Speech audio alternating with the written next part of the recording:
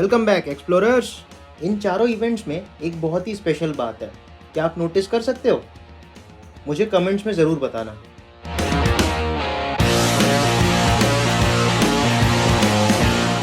इन चारों में ही एक बात आप नोटिस कर सकते हो कि जब बॉडी के जो पार्ट्स हैं, जैसे कि अगर आइस स्केटर को आप देखें तो उसके जो हाथ है, या बैले डांसर के हाथ और पैर हैं, स्प्रिंग बोर्ड डाइवर के हाथ पैर पूरी बॉडी ही सिकुड़ती है, या होबरमैन स्पीयर भी जब सिकुड़ता है तब इनकी घूमने की स्पीड बढ़ जाती है।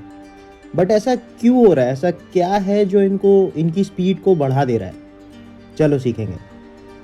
इसका रीज़न है एंगुलर मोमेंटम कंजर्वेशन। लेकिन ये क्या नया चीज़ है? चलो इसके बारे में भी सीख लेते हैं।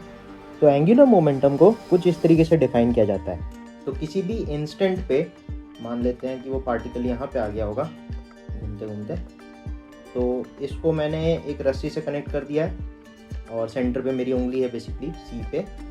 तो मान लो ये पार्टिकल जो है v स्पीड से चल रहा है, इसका मास कुछ m है और ये सेंटर से r दूरी पे है इस पर्टिकुलर इंस्टेंट पे। तो इस टाइम पे, इस मोमेंट पे मैं इसके एंगुलर मोमेंटम को लिख सकता हूँ L इक्वल्स इसका मास इंटू इसकी वेलोसिटी, किस वेलोसिटी से चल रहा है, इंटू इसकी दूरी सेंटर से कितनी है जो कि है रेडियस। तो इस तरीके से हम एक पार्टिकल का, एक सिंगल पार्टिकल का एंगुलर मोमेंटम डिफाइन करते हैं जब वो सर्कल में घूम रहा होता है। इसी तरीके से अगर पूरी की पूरी एक बॉडी है, जैसे कि बैले डांसर के केस में था, तो उसके बॉडी के हर एक पार्ट का, हर एक छोटे छोटे पॉइंट मास का अगर आप mvr लिखोगे तो आप ऐसे करके उसके पूरे बॉडी का एंगुलर मोमेंटम आप लिख सकते हो।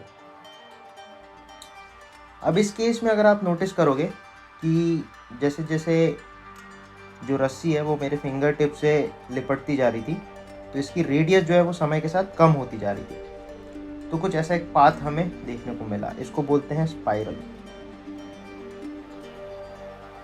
और इस पाथ में जब वो पार्टिकल चलेगा तो किसी भी इंस्टेंट पे जब वो यहाँ पे कहीं पे रहेगा तो उसकी स्पीड हम यहाँ सोच सकते हैं कि वो इस तरफ भाग रहा होगा।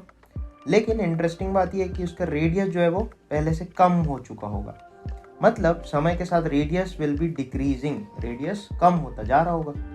अच्छा, अगर इस सिस्टम का एंगुलर मोमेंटम कंजर्व्ड है, क्योंकि बाहर से इस पर कोई टॉर्क नहीं लग रहा है, तो अगर ये वैल्यू कांस्टेंट है और रेडियस कम हो रहा है, इसका मतलब इन दोनों वैल्यूज को बढ़ना पड़ेगा। लेकिन मास तो कांस्टेंट है पार्टिकल का, तो डेफिनेटली वेलोसिटी को बढ़ना पड़ेगा। और इस एक्सप्लेनेशन से हम जनरली समझते हैं कि जैसे जैसे कोई चीज़ का रेडियस कम होता जाएगा उसकी स्पीड बढ़ती चली जाएगी। तो angular momentum conservation is one of the ways to explain this situation. लेकिन इसे एक डिफरेंट तरीके से भी समझा जा सकता है। तो एक छोटा सा एग्जांपल और लेते हैं। सपोज अपना कोई दोस्त है और ये हमारा दोस्त एक छोटी सी गाड़ी जैसा कुछ है, इसके चक्के लगे हैं, इसको पुश करता है। तो पुश करने पे ये गाड़ी बेसिकली इस डायरेक्शन में मूव कर सकती है। तो हम बोलेंगे अगर ये इधर मूव कर सकती है तो इसी डायरेक्शन में इसकी स्पीड जो है या वेलोसिटी जो है वो बढ़ने लग जाएगी, क्योंकि इस फोर्स की वजह से कुछ ना कुछ बॉडी में एक्सेलरेशन प्रोड्यूस होगा। और न्यूटन ने भी यही बताया था, जो भी आप फोर्स लगाओगे वो एक्सेलरेशन प्रोड्यूस करेगा और एक्सेलरेशन इसकी स्पीड को बढ़ाएगा। इसी तरीके से जस्ट एक दूसरे एग्जाम्पल में अगर हम सोचते हैं कि अपना सेम दोस्त सेम गाड़ी पे फिर से फोर्स लगाता है, लेकिन अब की बात उसका फोर्स लगाने का तरीका थोड़ा डिफरेंट है, वो इस दिशा में फोर्स लगाता है। तो अब की बार अपन सोच सकते हैं कि इस फोर्स के दो पार्ट्स होंगे, एक ये वाला पार्ट और ये उसका काउंटर पार्ट। तो मैं नीचे वाले को बोलता हूँ F पैरेलल और ऊपर वाले को बोलता हूँ F परपेंडिकुलर। अब ये F पैरेलल क्या करेगा? ये वही काम करेगा जो ये ऊपर वाले केस में हो रहा था। तो F parallel will increase the velocity of the गाड़ी, जबकि ये ऊपर वाला जो फोर्स है ये क्या करेगा? तो मज़ेदार बात ये है, ये अब इस गाड़ी को इस डायरेक्शन में मोड़ना चाहेगा। तो ऊपर वाला जो फोर्स है ये डायरेक्शन बदलने में मदद करता है।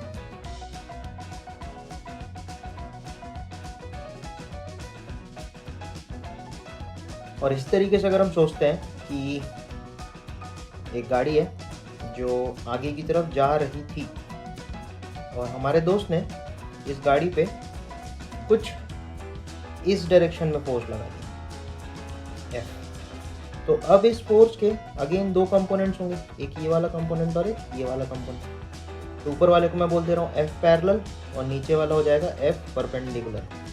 तो अब की बार क्या होगा कि ये पैरेलल वाला क्या करेगा, इसकी स्पीड को कम करना चाहेगा, तो ये क्या करेगा, वेलोसिटी को डिक्रीज करेगा।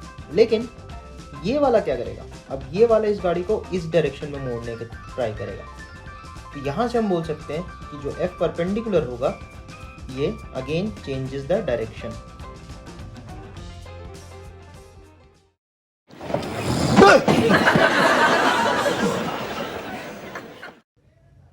तो अभी तक हम ये देख रहे थे कि जब कोई पार्टिकल जिसकी सेंटर से दूरी कुछ r है और ये कुछ v स्पीड से चल रहा है, तो इस इंस्टेंट पे एक चीज़ नोटिस करना कि इनके बीच का एंगल, वेलोसिटी और रेडियस के बीच का एंगल जो है वो 90 डिग्रीज है। ओके, लेकिन इसके बाद जब वो अंदर की तरफ आएगा तो हमने ये देखा था कि वो स्पाइरल शेप में कुछ इस तरीके से अंदर आता है। तो मैं सोचता हूँ कि इस पोजीशन से वो कुछ इस पोजीशन में आता है, कुछ ऐसे स्पाइरल वे में आता है। तो हम इसको कुछ ऐसा बना सकते हैं कि यहाँ से कुछ ऐसा आ गया। तो इस दौरान जब वो पार्टिकल यहाँ कहीं पे रहा होगा तब उसकी जो वेलोसिटी होगी वो कुछ इस डायरेक्शन में होगी, ऐसे v।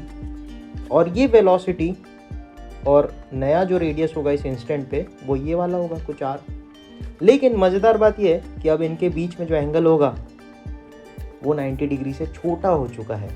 तो ये theta is less than 90 degrees.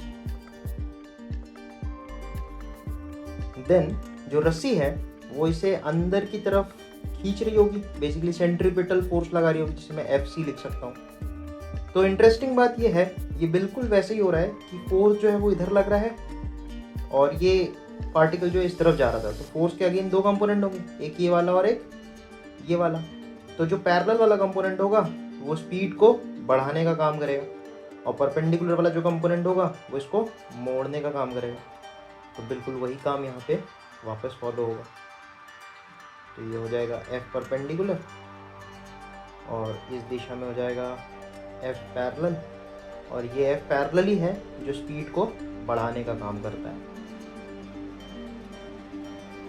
इसके बाद एक छोटा सा एक्सपेरिमेंट और मैंने किया।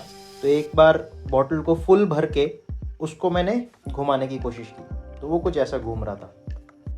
देन इसके बाद मैंने उस बॉटल में से कुछ पानी निकाल दिया, तो सिर्फ 1/4 बॉटल में पानी बचा हुआ था।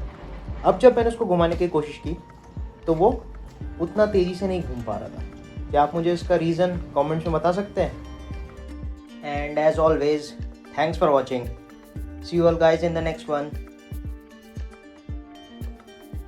Peace.